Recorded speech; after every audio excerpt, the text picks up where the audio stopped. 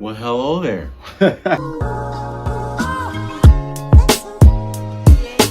Yo, guys, this is maybe the first time y'all may have ever seen something like this. Actually, no, I have a video on the channel where I vlogged just by myself once before. This is a lone video in a lone series where this is called Couch Talk with Chris, where we talk about sports. You dig me? Is you me? Welcome to Couch Talk, y'all. New series on the channel.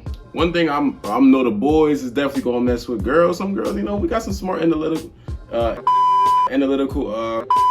basketball junkies out there. This is mostly, you know, retaining around basketball. I will talk about sports politics. Will be a focal point on too, but right now we talking about basketball. Right now we talking about that big bow. All right now. So, all right, give me a second, y'all. Let me put on this music for myself so I can have a little something back in the background. And I'm gonna get right with y'all. Give me a second.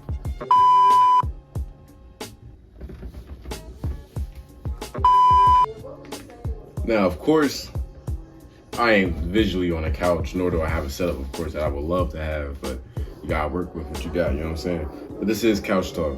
Welcome, y'all, and let's get tuned right in. Bro, what in the is this nigga talking about? Nigga can't talk. So, in the NBA sports world, it's been a crazy offseason so far.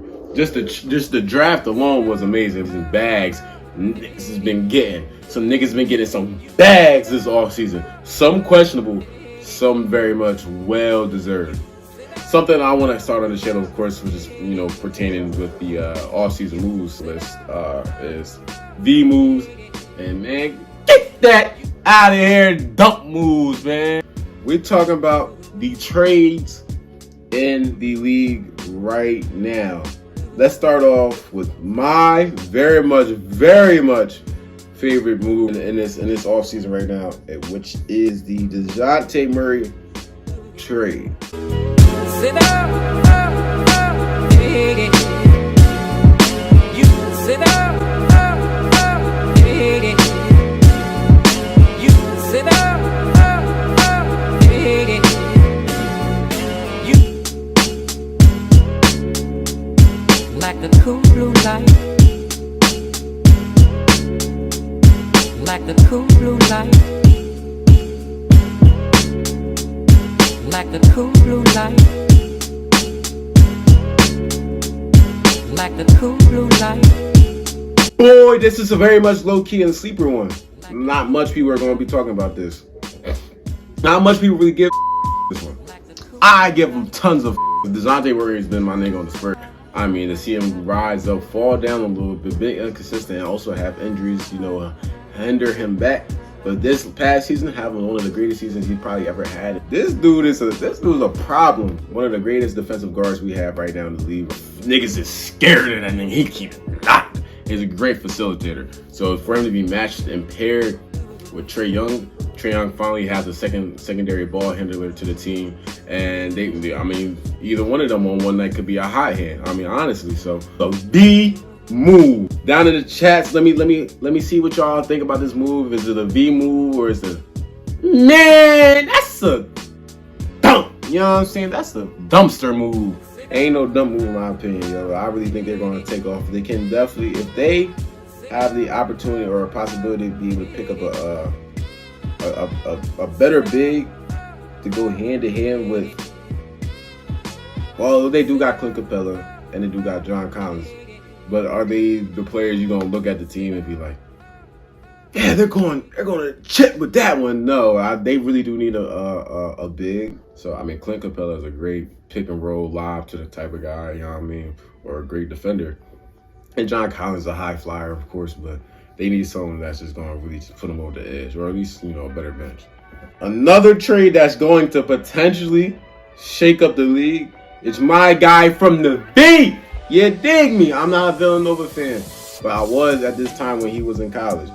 My boy Jalen Brunson to the Knicks.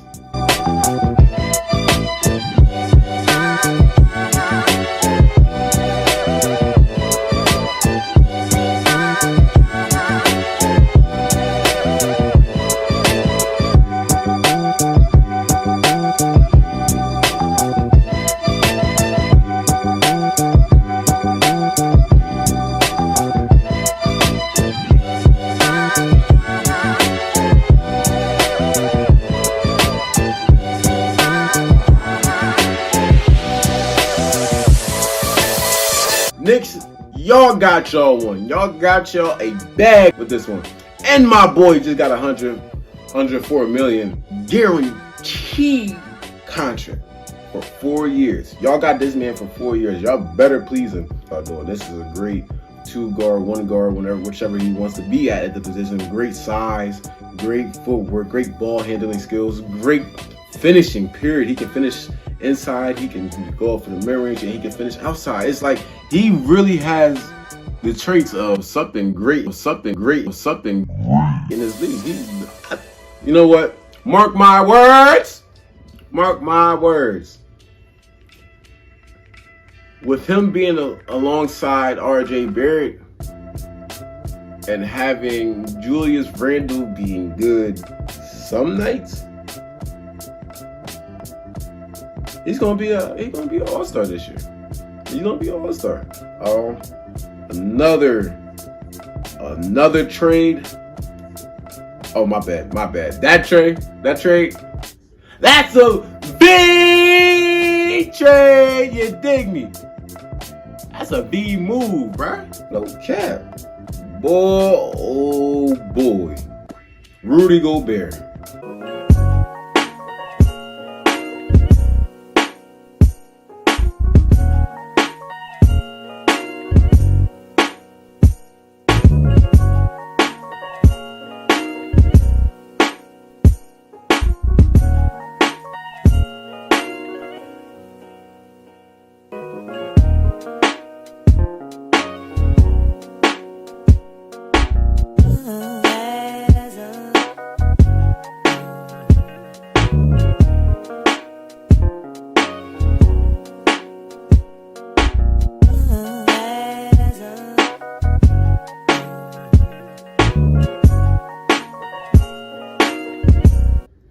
Who?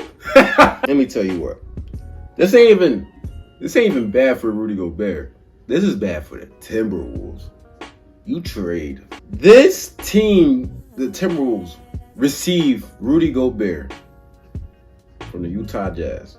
Jazz get the nicest bench, not the nicest bench in the league, but will be a very good bench for them in the league.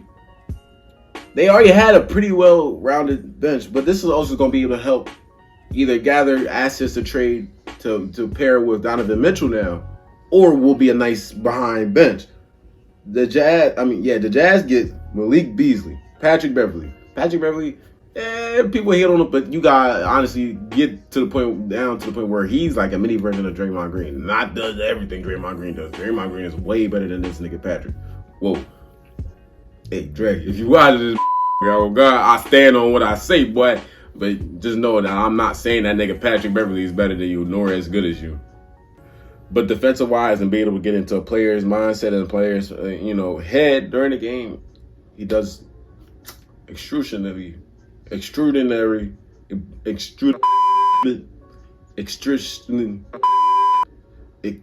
does very well. You dig what I'm saying? Walker Kessler, I don't know who that is. Jared Vanderbilt. This guy, Jared Vanderbilt, I ain't gonna hold you. I like him. I see him as a work in progress in the league. Might need a couple when he goes to the Jazz, a little bit of G League backup type of moves, but I mean, he's a great board getter. He's only like 6'8", 6'9", power forward. Great strength though, great athleticism. Can finish over taller defenders. I mean, he isn't too bad. I mean, it's something Donovan Mitchell can actually pair up with, probably most likely off the bench, throw a couple lives up too. Get the crowd and the team energy riled up. And 4 first-round picks. What kills me about this trade is the Wolves. They lost his pick. Because they traded mainly Malik Beasley and Patrick Beverley for someone that gives only rebounding. Like I understand he's a 3-time defensive player of the year, 4-time, whatever the case may be. Of course, clearly going to be a Hall of Famer, first ballot Hall of Famer, maybe second ballot. But he's not gonna win y'all a chip. Like, y'all traded for this man. That's not gonna win y'all a chip. Like, he's one of those guys you looked at Rudy Gobert and Donovan Mitchell would have been the first one to leave before that, man. Like, you would have expected him. The only time you trade these type of players is when they're getting old and they're useless. He's not useless. He's still very much useful, but it's like you traded to get this man for him to do what? Understandingly, Cat may lack in defense, which could build up y'all defense, but I really don't see this working out. Y'all got D'Angelo Russell, who is y'all one. A pick and roll game with him and D'Lo could be nasty, but D'Lo is not the quick first step player. Like, he can get to the rack. He's elusive. He's a very great ball handler, and he is athletic. We ain't not going, downplay D'Angelo Russell. He used to be one of my favorite point guards in the league when he was on the Brooklyn Nets. But the way it worked with Donovan Mitchell and over the screen type of work was Donovan had the speed and the quick twitch. Like, you had to be scared to play up on the screen or play back, because one way or another, it was a lob or it was a pull up. This is going to take a lot to get used to. This is going to be a project. They could be something great. Now, there has potential to be something great. It picks up for the lack of Cat's inconsistency Cat does bring to the board, but it's like you took away your whole bench for this. It don't really make much sense to me. You got to really hope that Anthony Edwards has a tremendous, 25, 22 point averaging year. For me to really be like, okay, this is a contender, not for the title, but to get the conference finals maybe. But yeah, that's enough on that topic.